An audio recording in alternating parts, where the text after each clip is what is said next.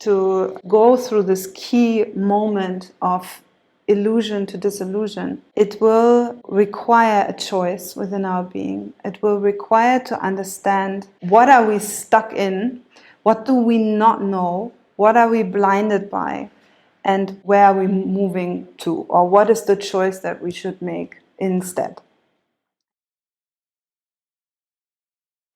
The topic today, as you know, will speak about the social and the universal.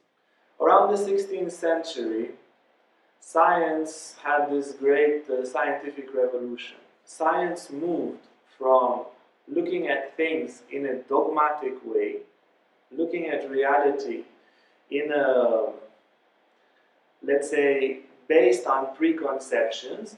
It moved towards looking at reality as it is. Searching for truth, science in the 16th century figured out it doesn't know, and it started using direct observations over dogma. This revolution in the 16th century, starting with Copernicus, Galileo, and so forth, brought to this world a tremendous abundance of knowledge, of health, of scientific discoveries, of food, material abundance, communication, you name it. This flip of perception. But with this flip of perception appeared a new dogma, as if science knows things that it doesn't know, as if science knows that we don't have a soul, that there is no God, that there is no life after death, as if there is some kind of scientific exploration of that. And then that dogma on one side for people who are willing to explore, and the other dogma of the old religious dogmas, they stopped the process of inner inquiry. So the inquiry into the inner world, to the nature of thought, the nature of morality, the nature of the soul, the nature of God, and so forth, is blocked by these two dogmas.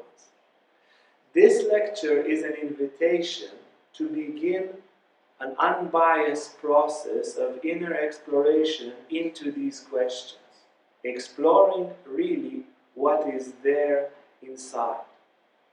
And if done successfully, an unbiased process into the universal reality within of our emotions, our thoughts, our energies, and so forth, will lead eventually to the same abundance, but not material abundance, spiritual abundance, abundance of happiness, of faith, of clarity, of harmony, of virtue. So this is what we aim to do here together, and we'll take it step by step. The spiritual path is basically a journey for truth. It is a journey to find our true nature, to find ultimate truth, ultimate understanding, to even learn somehow to discern, to distinguish what is, as is called in some traditions, illusion, the Maya, the pretending magic that makes us believe that things that are real are unreal and things that are unreal are real. This is something that we've known from many millenary systems of spirituality. Now, the problem is that as long as we haven't found that ultimate truth, as long as we haven't found enlightenment and liberation, it is very difficult to discern what is what. Until we reach a conclusion of understanding, okay, this is the ultimate, actual, final, truthful reality, everything else will be sort of like a good guess.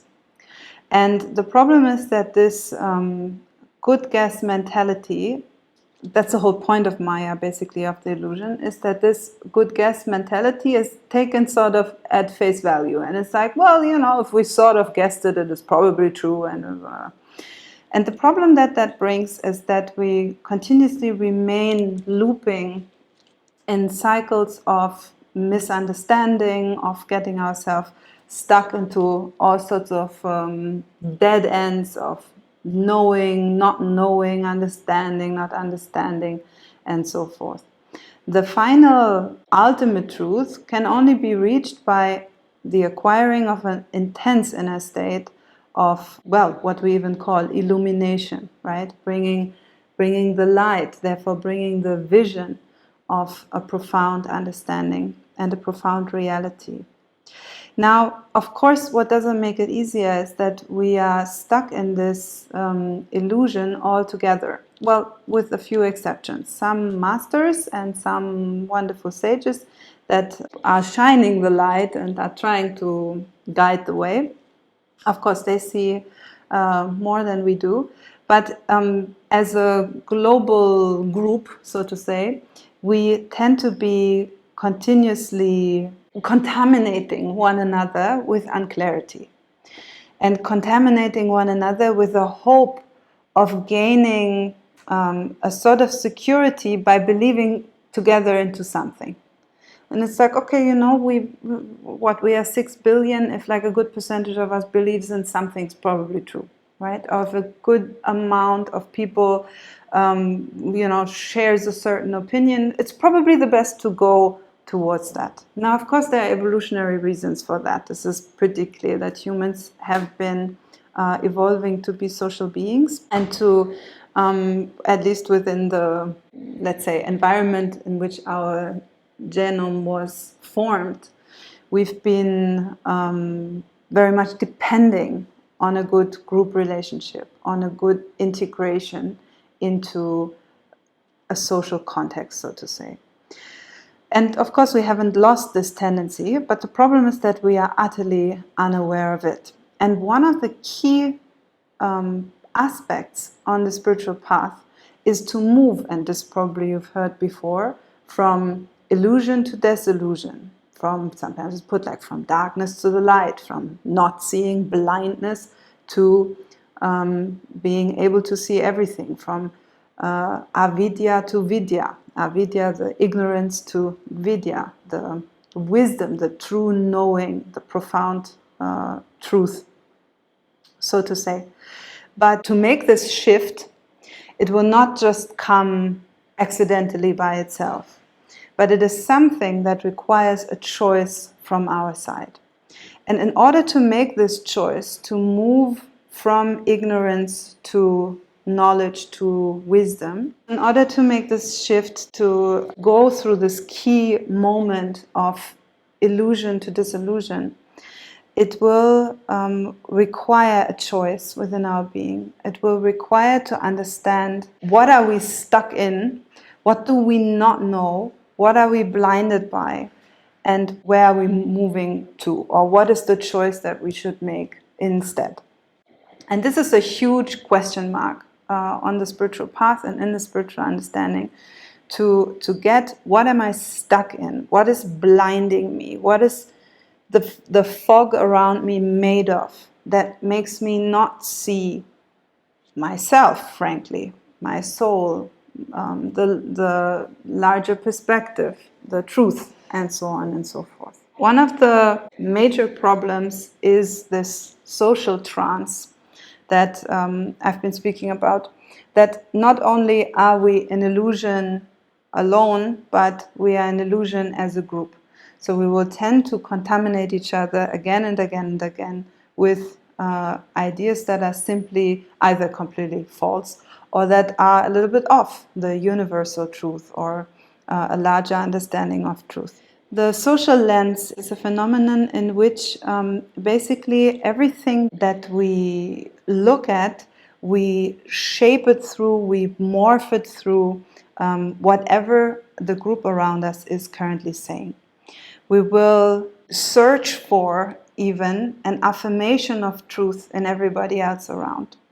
Now, this is something that brings about things like, the earth is flat.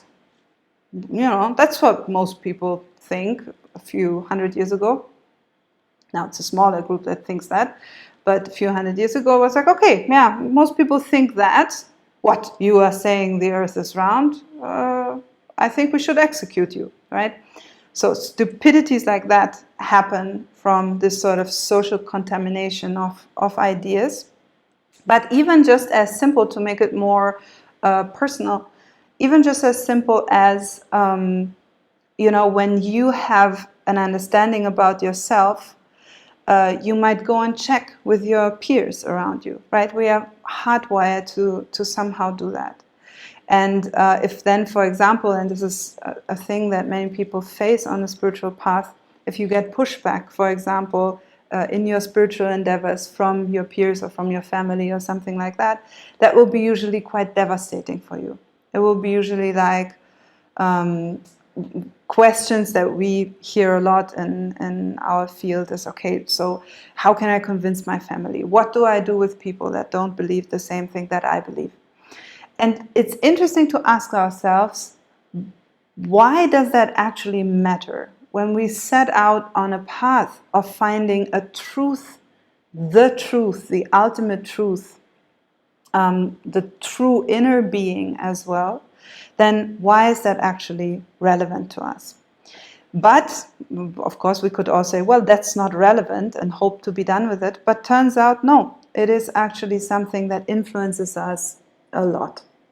If you just go 200 years ago, racism is a completely normal thing, and women are basically not having a lot of value. If you zoom back another 500 years more or 1,000 years more, then yeah, women are basically worth as much as a few coins, and to treat each other horrendously is a normal, accepted thing. The point being, social understandings and opinions, they do change through time, and but also in accordance with the culture. Some things will be accepted as valid in one moment, and a century later it will be something completely different. A few hundred years ago we had very different understandings of how science works. A few hundred years before that, even more different understandings. And a few thousand or even tens of thousands of years before that, it's basically okay if you have more muscles or a bigger club or whatever, then your argument wins, basically. Now, we got stuck socially with all sorts of different beliefs that we put people in prison for and killed them for. And the great Socrates, for example, was executed for telling people to think for themselves. And that was considered a complete creating upheaval in the youth, and that was a good reason to execute him. Now, the social inertia or the social lens that we keep looking through, it makes us blind to whatever, greater cosmic reality there might be, as we will simply absorb whatever is coming from society and the group around us as the real thing, the reality, the real world, and we will live within, that mindset that whatever is coming from the group around us is real. Now, you might be a yogi or a wonderful practitioner and so forth, and you might not so directly absorb anymore all the opinions of the media and of politicians and so forth, and maybe you've had already your fair share of conflicts with your family, and you've came to understand at least a little bit more what is your inner truth. But then guess what? The next thing that will happen is you will absorb the values of the new group that you're in. Now you will start to absorb all the values of the yogi community and of the new age community. And all of a sudden you think people who don't eat spirulina are definitely a little bit behind and a little slow in their head. And people who, vote for so-and-so are definitely soulless, or whatever thing it might be that you have absorbed, stronger or weaker in degree. Hey guys, if you like this video, make sure to like and subscribe to our YouTube channel for more content on spirituality, Tantra, and more. And if you want to sign up for our online classes or for our retreats, you can see our website on the description below.